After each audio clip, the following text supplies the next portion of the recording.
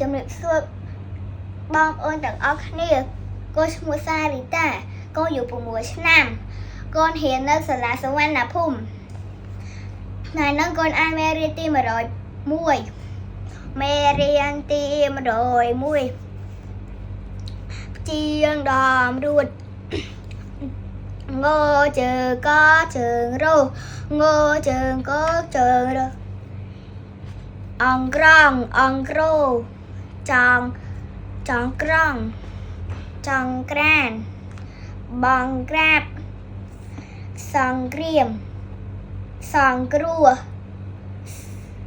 សង្គ្រប់សង្គ្រោះ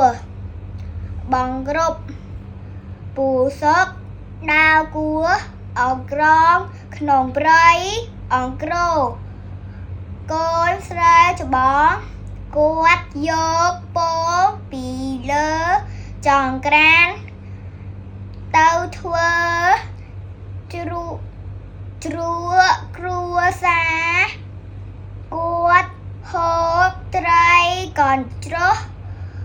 អាងជាមួយជ្រក់ពោអង្ក្រងយ៉ាឆ្ងាញ់ពិសាជំរាបលាបងប្អូនទាំងអស់គ្នា